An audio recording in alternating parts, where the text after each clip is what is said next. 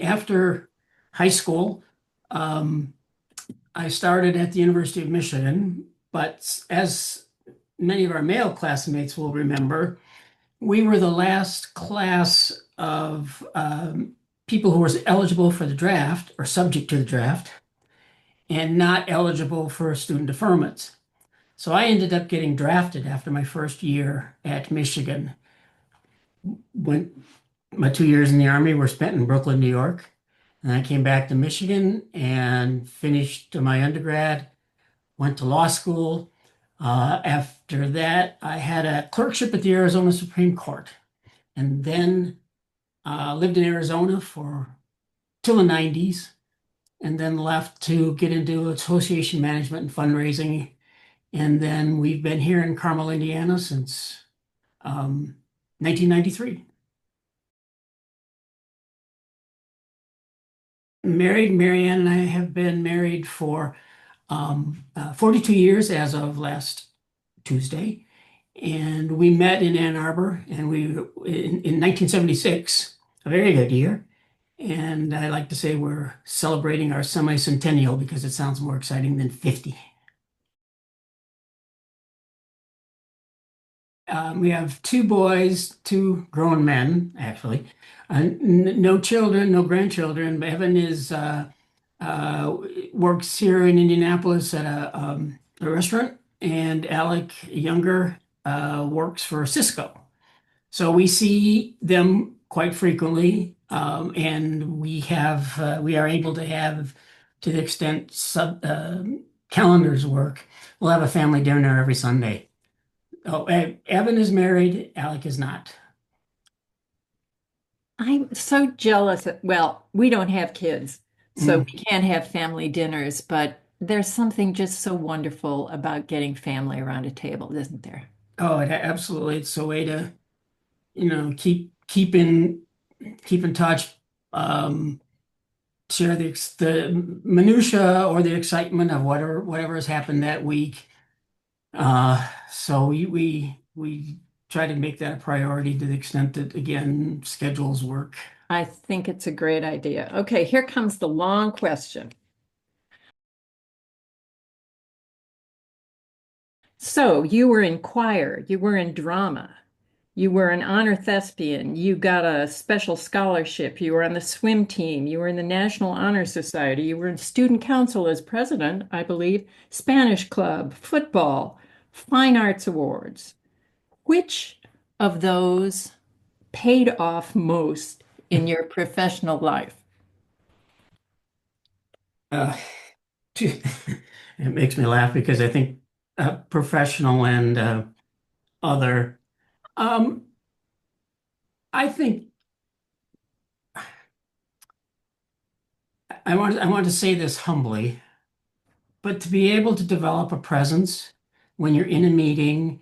I litigated for 10 years before I got out of the practice of law, but in a meeting of any kind, presentation to groups, speaking, educational programs that I may be conducting, I think all of the theater stuff allowed me to develop, I will call it a presence because that's what people say when they see me in a group like that.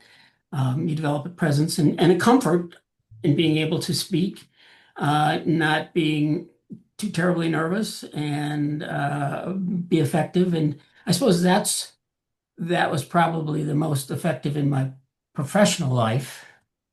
Um, Believe it or not, for those of us did swim, I was not a very good swimmer in high school. I'm not a very good swimmer now, but I do swim a lot now.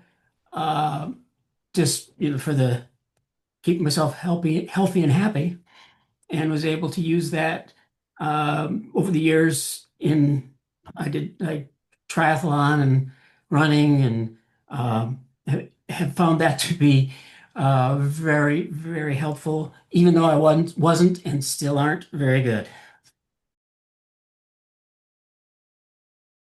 I retired 8 years ago.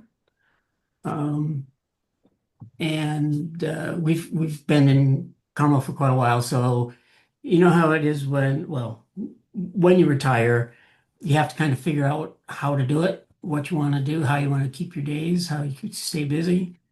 And in spite of your not being interested in exercise, I have a chance. We have a wonderful community center, community gym, rec center here, and I'll be there 5 or 6 days a week in the morning, first thing in the morning. This morning I went and cycled. I'll swim a couple days a week. I work with a personal trainer. Just enjoy all of it. I love it. And that's the first part of my day. You do that in the morning, you don't have to do anything else the rest of the day, and you've accomplished something. But that's kind of how I start my day. I don't know. For what it's worth, I would characterize your high school self as committed. Yeah. We had a chance last fall. We were in St. Joe and stayed at the Boulevard, and the evening and the looking out onto the lighthouse and through the branches and stuff, and it was just so serene. And I'm sure I took it much too much for granted during the time that I lived there, but we do appreciate it when we have a chance to pass through. The Tiscornia Beach. I think I spent a lot of time there, both. I I spent a lot of time there and enjoyed the time we spent there, and I appreciate that a lot. I remember going out on the North Pier at a time when nobody in their right mind, and given the development of our prefrontal cortexes at the time, we were not in our right minds, and walking out there during a storm, lived through it, lived to tell the tale, but there were a bunch of us. I don't remember who it was, but a number of us were not, whatever it was that we didn't have to do for the day. We went out there and walked out to the end of the pier during a storm. I think my dad told me, um, never ask someone to do something you'll know they won't do. It was a strong lesson in leadership. When we were in Arizona, so this goes back to the early 80s. Um, I was doing a lot of running and fell into a group of runners who had heard about this thing called triathlon. And it was in the early days of that. And so we decided that we would get into the lottery for the Ironman in Hawaii, the big one, the big deal. So I ended up doing that twice in 1984 and 1985. One of the things that I've been able to do over time is work with college age students. And it's really been exciting to remember them from their undergraduate days to watching them grow and get married and have children and just being the most wonderful people you'd ever know. Some of the folks I've known over their lifetimes, I can't believe how blessed I am to have been able to be part of their lives and them part of ours. So that's probably one of the things that I like most about the life I've had.